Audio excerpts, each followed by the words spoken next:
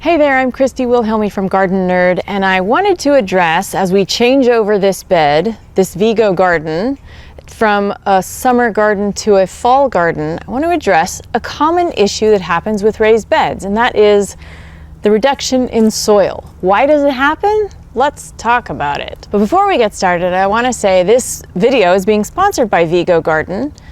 They sent me this bed. I have a whole other video on how to put it together. And one of their ways of helping people along is to offer instructions on filling the bed with a layering system of soil and other stuff.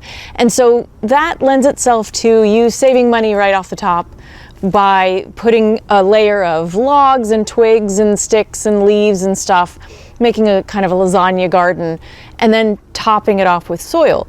Now what happens when you do that, of course, is you're going to lose soil as that biomass continues to break down over time. And so you're saving money at first as you put the garden together, but you're going to be adding more soil in the years to come, but you're sort of spreading that cost out. So that's one reason why the soil is breaking down and reducing in your vegetable garden beds. There are other reasons why soil goes down quickly, and I want to talk about that in this video. So let's get started. Soil is going to be the most important ingredient in a vegetable garden, and really any planter box. Sometimes the cost can be a lot up front, but the important thing to remember is if you spend the money on a really good quality soil up front, you will spend less money later on having to fill it back up. The reason why soil breaks down and reduces in size and volume, it can be a number of reasons. The first is poor quality soil. What are you looking for in your soil? If you're buying a potting soil or a bagged compost or a potting mix, I want you to take a look at it. Usually nurseries will have a sample that they can show you. Maybe it's in a jar, maybe it's in a bag. You want it to look as much like soil as possible. A lot of times you open that bag and it looks like sawdust or wood chips kind of mixed with some broken down compost. The best product you can afford is going to be the one that looks the most like soil with no recognizable components remaining. Now that may be your own home compost or a biodynamic soil, which we use here at Garden Nerd. It looks almost exactly like soil because everything in it has been broken down really, really well. The difference between a cheap bag of soil that has a lot of sawdust or wood chips in it and a soil product that looks almost entirely like soil is that higher quality product is not going to break down in your garden, whereas the cheaper product will. And as that biomass breaks down, that's where you get a reduction in volume in your beds. You can see here, I've used a fairly good soil product, but there's still a lot of detritus on here. It looks a lot like mulch on the top of the bed, and that's because the bigger pieces kind of float to the top and the biomass that's broken down settles to the bottom. So you end up with kind of a mulchy surface. Now I want to show you, I have two examples of what really good potting soil will look like. So first off, this here. This soil looks like soil. There is some kind of shredded material in here, but it pretty much looks like soil when you run this through your hands. This is going to last a lot longer in a bed like this. It's going to break down a lot less, and when it comes to the next season, I may only have to add maybe ½ an inch to an inch of compost to boost this up again and start growing again.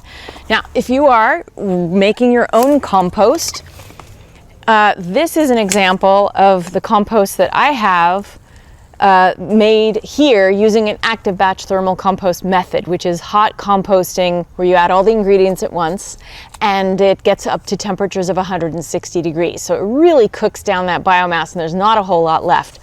You can see it's really fine and looks very soil-like. There are some pieces here, but mostly broken down.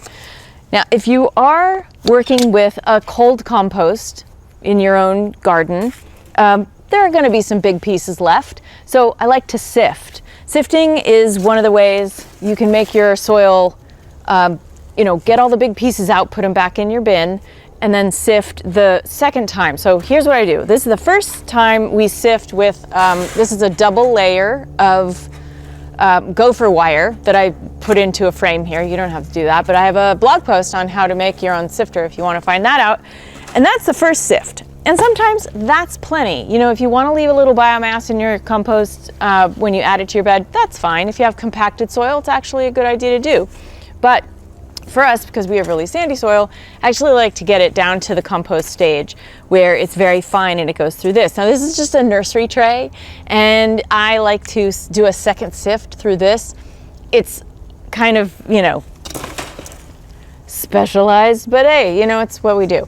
So once you add your finished compost to your vegetable garden beds, you're gonna bring the soil level back up to here and get ready to plant. And then you're ready to go. So if you find that you've been losing a lot of soil in your garden bed, take a look at the products you're bringing into your garden.